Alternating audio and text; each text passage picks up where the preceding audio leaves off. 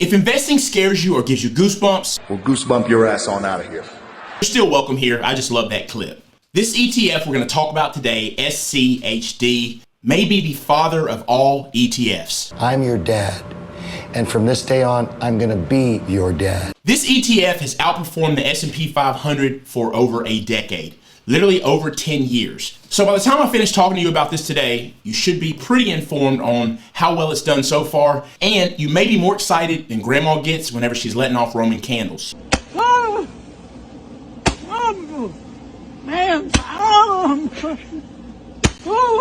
I'm going to give you 10 reasons why you're going to want to do a deeper dive into this ETF and why it might be right for you. Now, I want to make myself clear. Do you understand the words that are coming out of my mouth? Just because I'm giving you information on it today doesn't mean that it's safe for you to just run out and dive in. You could get yourself in trouble.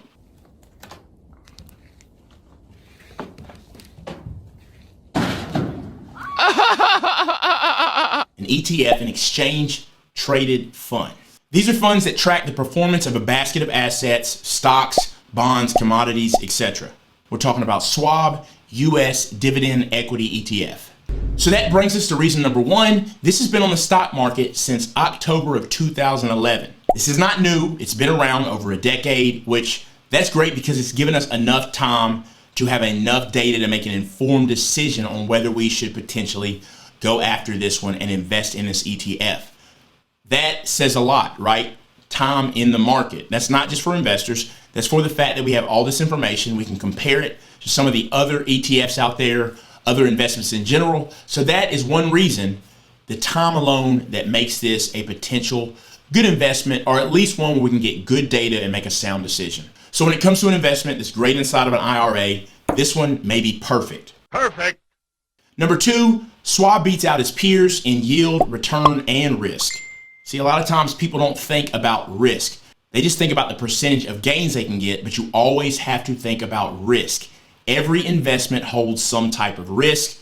Well, it just so happens that Schwab beats out its peers in all of these categories. Now, this is a dividend ETF, and that brings us to number three. Schwab has recorded a 10-year streak of increasing distribution. Now, it's easy to talk all about the good, but the truth is when you're investing, you have good years and bad years. What you're hoping happens is over time, which actually has happened with the S&P 500 and many others as well, but certainly with this particular ETF, Schwab, you hope that things are going up, right? So number four, considering the fact that 2022 has been a trash year for investing in general, it's been even greater in the comparison when you look at Schwab versus the S&P 500. And the year-to-date return for SCHD is negative 2.65%. And for the S&P 500, year-to-date is negative 16.24%.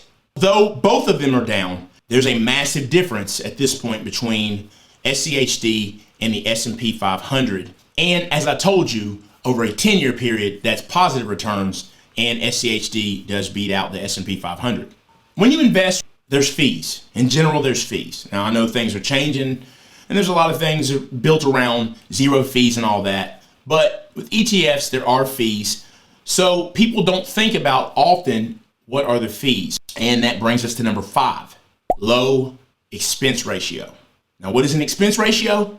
It's how much the ETF or exchange traded fund pays for portfolio management, administration, marketing, and distribution, among other expenses. So put very simply, it comes down to the expenses. There is a cost to run these funds. Well, it would just so happen that the average expense ratio would be a little over 0.5%, so 0.52%.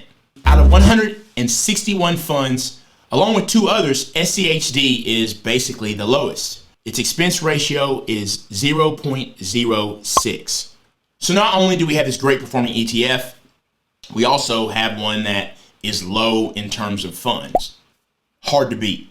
And that brings us to number six, and it comes to the payout, the dividend payout. So in terms of the distribution, every 3 months, and the last one was December the 7th, that was 2022, so it just happened, and that was just over 70 cents per share. And as I had previously mentioned, it just keeps on going up. So it keeps on paying out more and more. So we would expect over time that 70 cent goes up. Number 7, the turnover ratio. And just to explain that, a turnover ratio of 100% would mean that the ETF or the mutual fund had bought and sold all of its positions within the last year. Now, just because it is 100% does not mean that it's bad. It just would mean it would typically be more aggressive. And I would just say it's a different type of investing you would be doing in one that would have a higher turnover ratio. If you have a turnover ratio with a percentage in between 20 to 30%, that's relatively low. SCHD, or Schwab as we're calling it, has one of 14%. What that means, my friend, is it is a buy and hold. Now let's go ahead and wrap this up. Number 8, there's 106 holdings in the fund, mostly dividend stocks from the United States that are in the top in the Dow Jones US Dividend 100. Many of these are household names, which means you're going to have familiarity with them, which is certainly a bonus. If nothing else, it gives you peace of mind. And as far as the top 10 holdings in the fund, they make up more than 41% of it. Number 9, what if you had invested in the fund over 10 years ago in 2012, January of 2012, where would you be today? So at that time, when you invested, it would have been $21.07 per share. So what you would have gotten for $1,000 would have been 47.45 shares. And here's what that would have looked like as of November the 29th, 2022.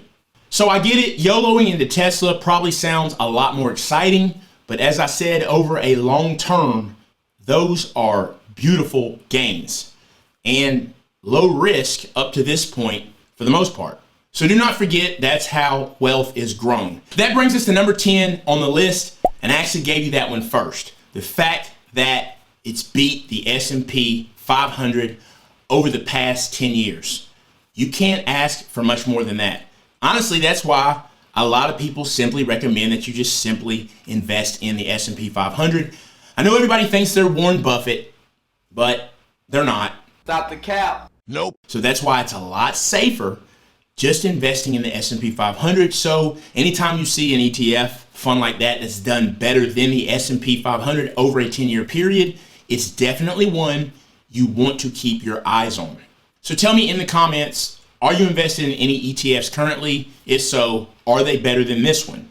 As well, check out some of my other content, check out my playlist on the whole FTX situation, and check out some of those videos. Economic predictions just don't enter into our decisions. Charlie Munger, my partner, and I, in 54 years now, we've never made a decision based on an economic prediction. If you want to subscribe, then do that. If not, it's cool, but at least hit the like button.